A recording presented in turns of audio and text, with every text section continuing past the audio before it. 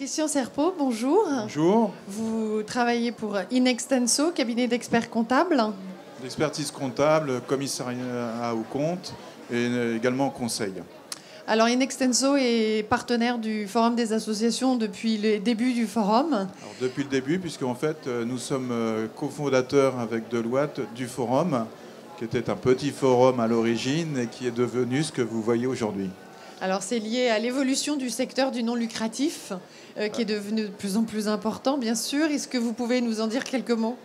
Le secteur associatif, oui, est assez important. Je rappelle quand même que c'est le premier employeur de France.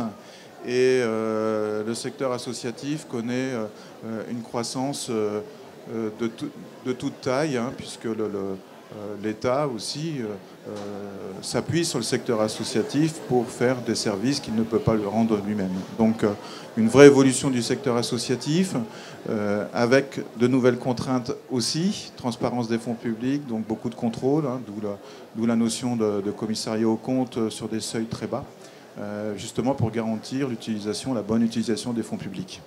Donc une évolution assez importante du secteur.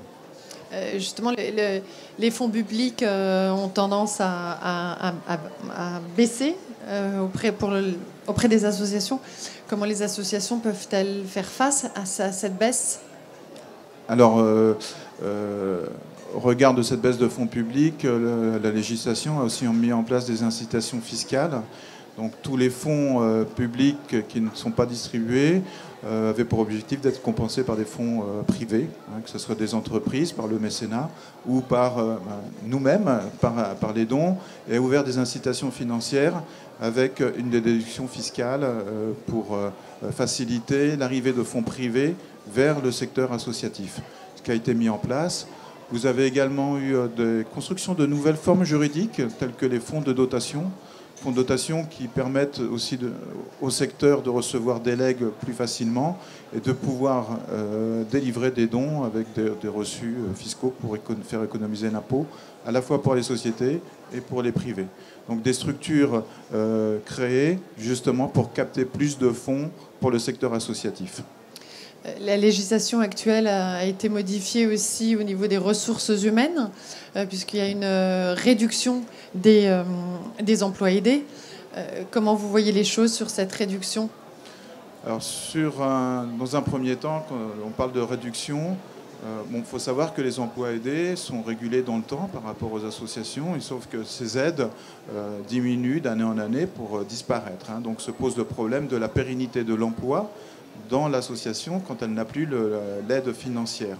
Donc là, ça va être un schéma d'accélération par rapport à l'aide et la durabilité de l'emploi qui est financé par ces aides.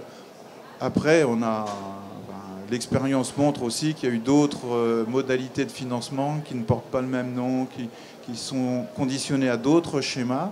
Peut-être qu'on aura des subventions de pérennité, de CDD, puisqu'on parle aussi de la disparition du CDD vers le CDI, avec des aides autres ou sur d'autres budgets.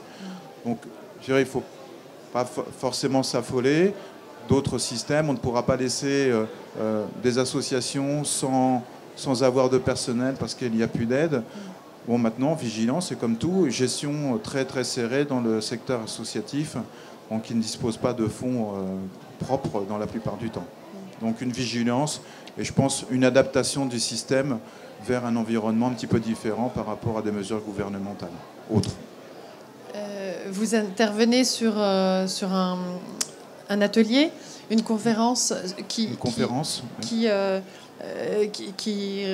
développe les possibilités de coopération entre les associations. On parle de synergie, oui. On parle de rapprochement.